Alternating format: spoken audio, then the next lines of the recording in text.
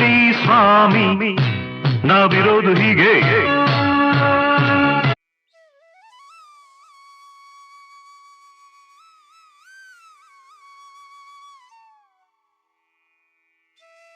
Hi, ಎಲ್ಲರಿಗೂ ನಮಸ್ಕಾರ.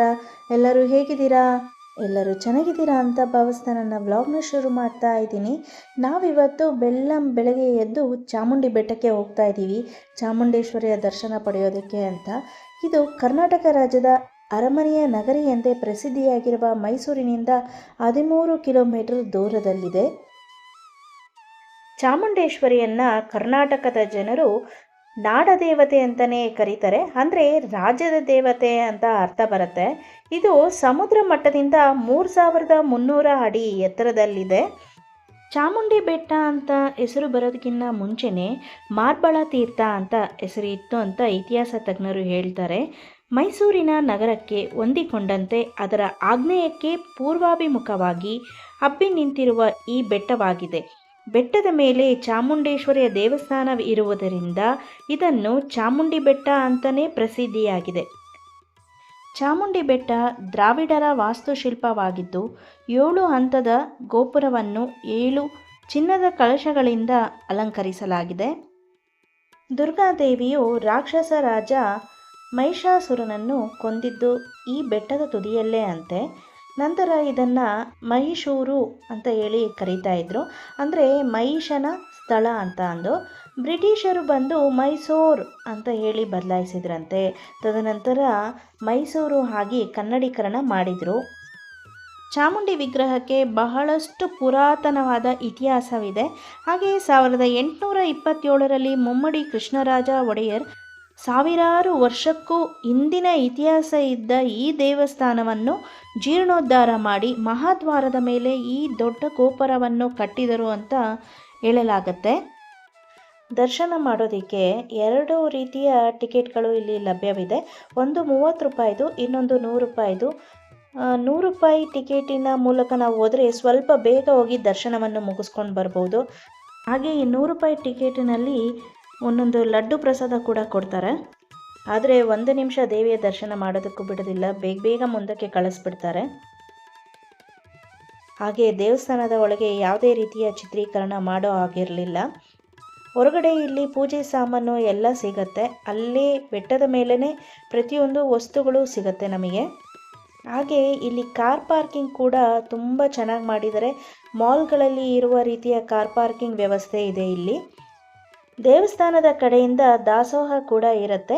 ಬೆಳಗ್ಗೆ 7:30ರಿಂದ 10ರವರೆಗೂ, ಹಾಗೆ ಮಧ್ಯಾಹ್ನ 12ರಿಂದ 3:30 ತನಕ ಊಟದ ವ್ಯವಸ್ಥೆ ಇರುತ್ತೆ. ಈಗ ಬೆಳಗ್ಗೆ 9:30 ಆಗಿದೆ, ನಾವು ತಿಂಡಿ ತಿನ್ನೋದಕ್ಕೆ ಹೋಗ್ತಾ ಇದ್ದೀವಿ.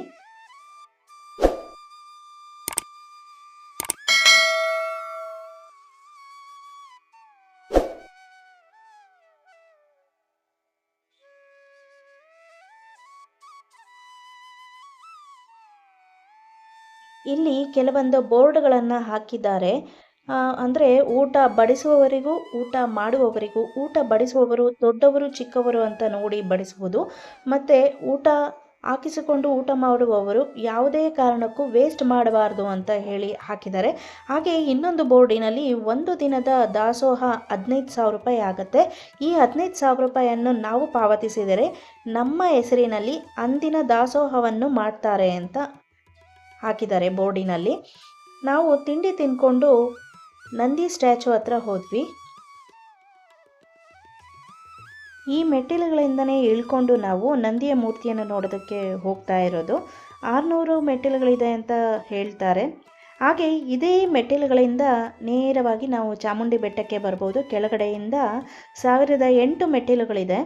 ಈ ಮೆಟ್ಟಿಲುಗಳನ್ನ ಹತ್ಕೊಂಡು ಬಂದರೆ ಚಾಮುಂಡಿ ದೇವಸ್ಥಾನಕ್ಕೆ ಬರ್ಬೋದು. ಹಾಗೆ ಒಳ್ಳೆ ರಸ್ತೆ ಸಾರಿಗೆ ವ್ಯವಸ್ಥೆ ಕೂಡ ಇದೆ ಇಲ್ಲಿ.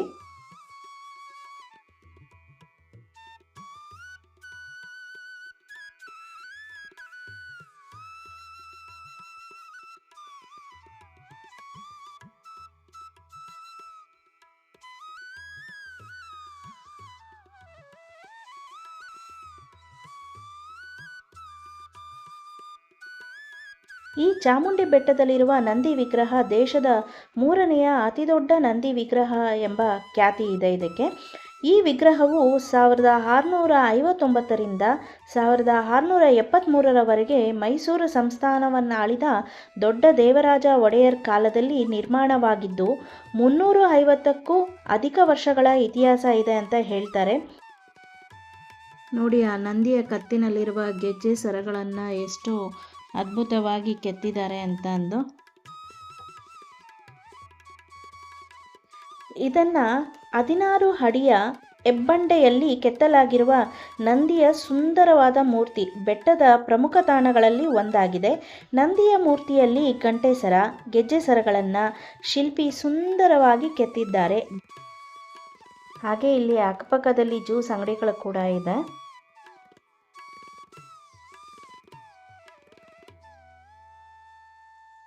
ನಂದಿಯ ಮುಂದೆ ಕೂತ್ಕೊಂಡು ವಿಶ್ರಾಂತಿ ತಗೊಳ್ಳೋದಕ್ಕೆ ಜಾಗ ಇದೆ. ಇಲ್ಲೇ ಪಕ್ಕದಲ್ಲಿ ವಿಗ್ರಹಗಳನ್ನು ಕೆತ್ತುತ್ತಾ ಇದ್ರು, ಪುಟ್ಟ ಪುಟ್ಟ ವಿಗ್ರಹಗಳನ್ನು, ನಂದಿದು, ಗಣೇಶನ ವಿಗ್ರಹಗಳು, ಹಾಗೆ ಮನೆಯಲ್ಲಿ ಶೋಗಿಡೋ ಅಂತ ಕೆಲವೊಂದು ವಸ್ತುಗಳನ್ನು ಕಲ್ಲಿನಲ್ಲೇ ಕೆತ್ತುತ್ತಾ ಇದ್ರು.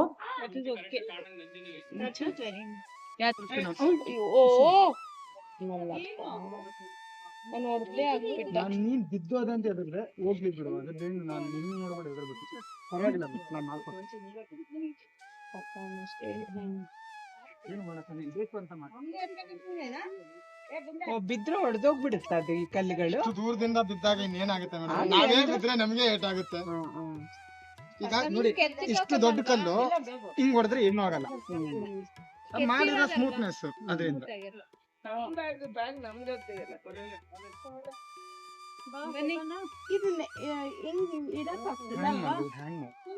ಎಷ್ಟಪ್ಪ ಅದು? ಇದು 2000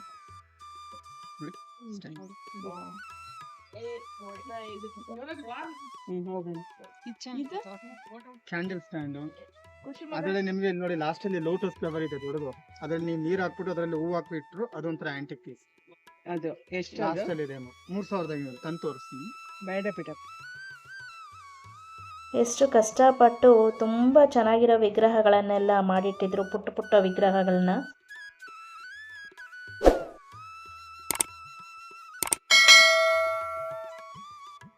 ತಗೊಳೋರಿಗೆ ಸ್ವಲ್ಪ ಕಾಸ್ಟ್ಲಿ ಅನಿಸುತ್ತೆ, ಯಾಕಂದರೆ ಇದು ಬಳಪದ ಕಲ್ಲಿನಿಂದ ಮಾಡಿರ್ತಾರಲ್ಲ, ತುಂಬ ಸೂಕ್ಷ್ಮವಾಗಿರುತ್ತೆ. ಹಾಗಾಗಿ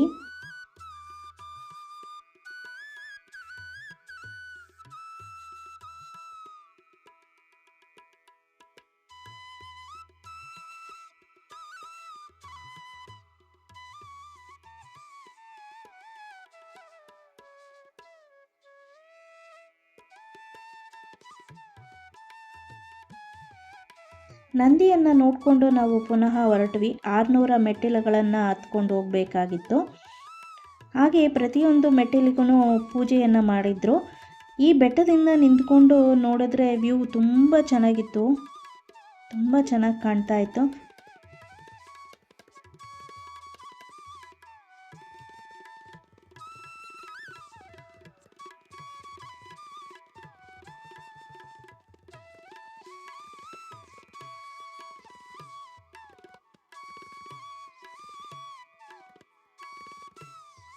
ಮಹಿಷಾಸುರನ ಸ್ಟ್ಯಾಚು ನೋಡಿಕೊಂಡು ನಾವು ಅಲ್ಲಿಂದ ಹೊರಟ್ವಿ.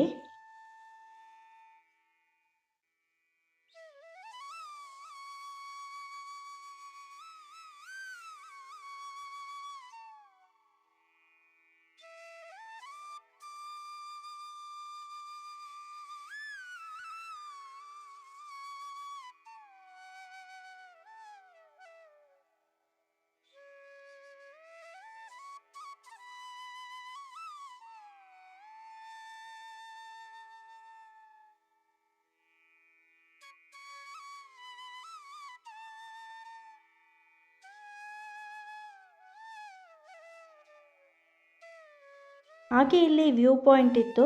ಕಾಯಿನ್ ಆಪರೇಟೆಡ್ ಬೈಲಾಕ್ಯುಲಸ್ ಮೂಲಕ ನಾವು ಮೈಸೂರಿನ ವ್ಯೂವನ್ನು ನೋಡ್ಬೋದು.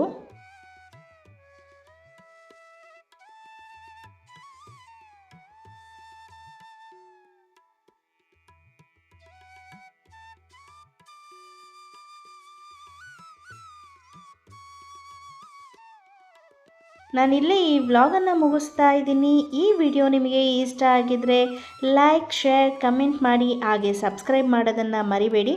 ನಾನು ಮತ್ತೊಂದು ವಿಡಿಯೋದಲ್ಲಿ ಸಿಗ್ತೀನಿ. ಧನ್ಯವಾದಗಳು.